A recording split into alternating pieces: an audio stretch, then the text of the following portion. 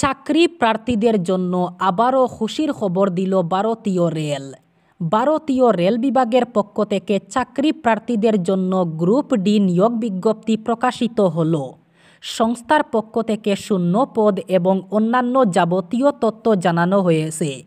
এখানে মোট শূন্য পদের সংখ্যা হচ্ছে 32,438টি। যে কোনো স্বীকৃত বিদ্যালয় থেকে ন্যূনতম মাধ্যমিক পাস যোগ্যতায় চাকরি প্রার্থীরা আবেদন জানাতে পারবেন। মাধ্যমিক যোগ্যতার পাশাপাশি আইটিআই পাস যোগ্যতাতেও চাকরি প্রার্থীরা আবেদন জানাতে পারবেন। ন্যূনতম 18 বছর থেকে সর্বোচ্চ 36 বছর বয়স পর্যন্ত চাকরি প্রার্থীরা আবেদন জানাতে পারবেন। আবেদনের জন্য সংরক্ষিত শ্রেণীর চাকরি প্রার্থীরা অবশ্যই বয়সের ঊর্ধ্বসীমায় নির্ধারিত ছাড় পেয়ে যাবেন। আরআরবির পক্ষ থেকে সম্পূর্ণ নিয়োগ বিজ্ঞপ্তিটি প্রকাশিত হলে ইচ্ছুক প্রার্থীরা সম্পূর্ণ অনলাইনে আবেদন জানাতে পারবেন। এক্ষেত্রে আরআরবির অফিসিয়াল ওয়েবসাইট থেকে আবেদন জানাতে হবে ইচ্ছুক প্রার্থীদের। এদিনের প্রকাশিত বিজ্ঞপ্তি অনুযায়ী রেলওয়ে গ্রুপ ডি পদের অনলাইনে ফর্ম ফিল আপ শুরু হবে আগামী 23 জানুয়ারি 2025 থেকে। ফর্ম ফিল আপ চলবে 22 ফেব্রুয়ারি 2025 পর্যন্ত। রেশন কার্ড থাকলে অরুণোদয় প্রকল্পে সুবিধা পেতে আর কাউকে উপার্জনের প্রমাণপত্র দিতে হবে না। বিনামূল্যে নাম ভর্তির ক্ষেত্রেও এখন একই নিয়ম প্রযোজ্য হবে। লখিমপুরে বিকাশের 12 দিন কর্মসূচিতে অংশগ্রহণ করে ভাষণে এই ঘোষণা করেন মুখ্যমন্ত্রী হিমন্ত বিশ্ব শর্মা। তিনি বলেন 2019 সালে অরুণোদয় প্রকল্পের সূচনা হয়েছিল। শুরুতে 20 লক্ষ মহিলাকে 830 টাকা দেওয়া হতো, এরপরে 1000 টাকা, বর্তমানে 1250 টাকা করে পাচ্ছেন মহিলারা। 27 লক্ষ মহিলা এই প্রকল্পের সুবিধা পাচ্ছেন। আর সুবিধা প্রাপকদের সংখ্যা 40 লক্ষে নিয়ে যেতে নতুন করে উপকৃতদের নাম বাছাই প্রক্রিয়া শুরু হয়েছে। চলবে 28 ডিসেম্বর পর্যন্ত। নতুন নিয়মে এখন থেকে অরুণোদয় প্রকল্পের সঙ্গে রেশন কার্ডকে জুড়ে দেওয়া হয়েছে, যার অর্থ হল যাদের হাতে রেশন কার্ড রয়েছে তারাই অরুণোদয় প্রকল্পের সুবিধা পেতে আবেদন করতে পারবেন।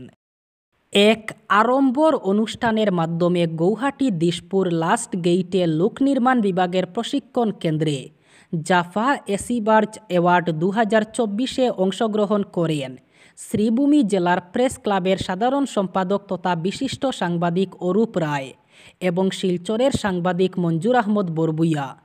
জাফার অনুষ্ঠানে আনুষ্ঠানিকভাবে তাদের হাতে অ্যাওয়ার্ড তুলে দেন রাজ্যের বিশিষ্ট ব্যক্তিরা।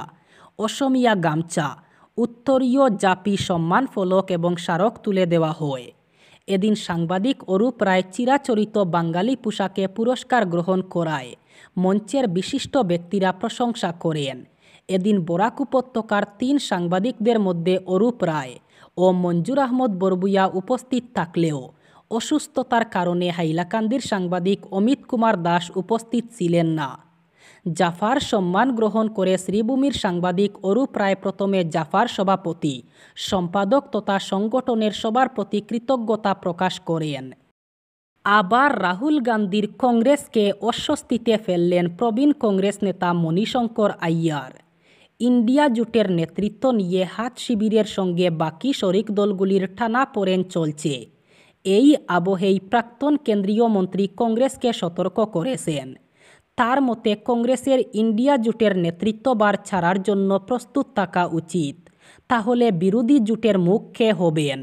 মণিশঙ্কর আইয়ার মনে করেন নেতৃত্ব দেওয়ার যোগ্যতা অনেকেরই রয়েছে, তবে এদের মধ্যে অন্যতম তৃণমূল নেত্রী তথা পশ্চিমবঙ্গের মুখ্যমন্ত্রী মমতা ব্যানার্জি। ইন্ডিয়া জোটের নেতৃত্বভার কার হাতে থাকবে, এই প্রশ্নের জবাবে ইন্ডিয়ান এক্সপ্রেসকে এক সাক্ষাৎকারে কংগ্রেস নেতা মণিশঙ্কর বলেছেন, কে নেতা হবেন তা নিয়ে আমি চিন্তিত নই, কারণ আমি মনে করি কংগ্রেস দল এবং কংগ্রেস নেতাদের অবস্থান সর্বদাই গুরুত্বপূর্ণ, কিন্তু নেতৃত্ব দিতেই তারাই একমাত্র দাবিদার বলে মনে করলে ভুল করবেন। তারা ইন্ডিয়া জোটের মুখ নাও হতে পারেন। আমার মনে হয় কংগ্রেসের তৈরি থাকা উচিত। বাকি আর যারা নেতৃত্ব নিতে চান তারা নিতেই পারেন। মমতা ব্যানার্জির সেই যোগ্যতা রয়েছে, অন্য শরিকদের মধ্যেও নেতৃত্ব দেওয়ার ক্ষমতা রয়েছে। ব্লু রিয়াং শরণার্থীদের সমস্যা সমাধানে ত্রিপুরায় কমিউনিস্ট সরকার কোনো উদ্যোগ নেয়নি। এমনকি কমিউনিস্ট সরকার ব্লু রিয়াং শরণার্থীদের উন্নয়নে কোনো কাজ করেনি। ত্রিপুরায় বর্তমান বিজেপি জোট সরকার ক্ষমতায় আসার পর ব্লু রিয়াং শরণার্থীদের উন্নয়নে বিভিন্ন পদক্ষেপ নিয়েছে। রবিবার ত্রিপুরার দলাই জেলার আমবাসার হাদু কলাউ পাড়াতে 668 কোটি টাকা ব্যয়ে 6টি নতুন প্রকল্পের উদ্বোধন এবং 60টি নতুন প্রকল্পের ভিত্তিপ্রস্তর স্থাপন করে এই কথা বলেন কেন্দ্রীয় স্বরাষ্ট্র ও সমবায় মন্ত্রী অমিত শাহ। তিনি বলেন, ব্লু রিয়াং শরণার্থীদের আর্থসামাজিক মান উন্নয়ন এবং পুনর্বাসন এলাকার পরিকাঠামো উন্নয়নে গুরুত্ব দেওয়া হয়েছে। বর্তমান বিজেপি সরকার ক্ষমতায় আসার পর রাজ্যের বিভিন্ন জায়গায় ব্লু রিয়াং শরণার্থীদের পুনর্বাসন দেওয়া হয়েছে। তাদের আর্থসামাজিক মান উন্নয়নে পুনর্বাসন কেন্দ্রগুলিতে প্রয়োজনীয় শিক্ষা, স্বাস্থ্য, পানীয় জল ও বিদ্যুৎ পরিষেবার সুযোগ সম্প্রসারিত করা হয়েছে। পুনর্বাসনপ্রাপ্ত ব্লু রিয়াং শরণার্থীদের প্রতিটি পরিবারকে জমি দেওয়া হয়েছে। আবাস নির্মাণের জন্য 1.5 লক্ষ টাকা দেওয়া হয়েছে। তাছাড়া 4 লক্ষ টাকা আর্থিক সহায়তা দেওয়া হয়েছে। দিল্লির বিধানসভা ভোটের আগে আম আদমি পার্টির সরকারের বিরুদ্ধে সুর চড়ালো বিজেপি। প্রাক্তন কেন্দ্রীয় মন্ত্রী তথা বিজেপি সাংসদ অনুরাগ ঠাকুর এবং দিল্লির বিজেপি সভাপতি বীরেন্দ্র সচদেব সোমবার আম আদমি পার্টি সরকারের বিরুদ্ধে আরোপপত্র অথবা চার্জশিট প্রকাশ করেছে। তাতে গত 1 দশকে আম আদমি পার্টি নেতৃত্বের প্রতিশ্রুতি পালনে ব্যর্থতার প্রসঙ্গ তুলে ধরা হয়েছে।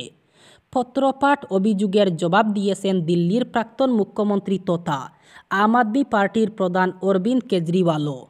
অনুরাগ সোমবার বলেন, কেজরিওয়াল দিল্লির স্কুলগুলিকে বিশ্বমানে উন্নীত করার প্রতিশ্রুতি দিয়েছিলেন, কিন্তু 2 লক্ষেরও বেশি শিশু এখনও শিক্ষা থেকে বঞ্চিত। 24 ঘন্টা বিশুদ্ধ ও বিনামূল্যে জলের প্রতিশ্রুতি দেওয়া হয়েছিল, কিন্তু আজ দিল্লির হাজার হাজার পরিবার টাকা খরচ করে ট্যাঙ্কার থেকে জল কিনতে বাধ্য হচ্ছেন। দিল্লির বায়ু এবং যমুনা নদীর দূষণ নিয়ন্ত্রণেও আপ সরকার শোচনীয়ভাবে ব্যর্থ বলে অভিযোগ করেন তিনি। ক্রেডিট কার্ড ব্যবহারকারীদের জন্য খারাপ খবর, বছরের শেষে এখন থেকে আর 30% বাধা ধরা সুদের হারের গণ্ডি থাকছে না তাদের জন্য। ক্রেডিট কার্ডের বিল পেমেন্টে দেরি হলে ব্যাংকগুলি 34 থেকে 50% পর্যন্ত সুদ চাপাতে পারে। বড় সিদ্ধান্ত জানিয়েছে সুপ্রিম কোর্ট। 2008 সালের জাতীয় ভোক্তা বিরোধ নিষ্পত্তি কমিশনের সিদ্ধান্ত বাতিল করেছে শীর্ষ আদালত।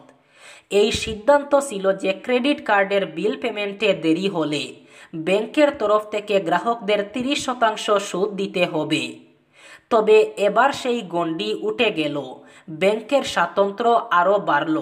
2008 সালে এনসিডিআরসির তাদের একটি সিদ্ধান্তে জানিয়েছিল যে ক্রেডিট কার্ড ব্যবহারকারীদের থেকে 36 থেকে 50% সুদ নেওয়া খুব বেশি হবে। একে একটি ভুল বাণিজ্যিক কৌশল আখ্যা দিয়ে লেট ফি পেমেন্টের সুদের হার 30% সর্বোচ্চ বেঁধে দিয়েছিল। সুপ্রিম কোর্ট এনসিডিআরসির এই সিদ্ধান্তে এবার স্থগিতাদেশ জারি করেছে, ব্যাংকগুলিকে স্বস্তি দিয়েছে। ক্রেডিট কার্ডের বিল শোধ করতে দেরি হলে খারাপ খবর পেতে পারেন আপনি। সুপ্রিম কোর্টের নির্দেশে এবার থেকে ব্যাংকগুলি ক্রেডিট কার্ডের পেমেন্টে দেরি হলে তার থেকে 36% থেকে 50% সুদ আদায় করতে পারে। গত 20 ডিসেম্বর এই বিষয়ে নির্দেশিকা জারি করে সুপ্রিম কোর্ট।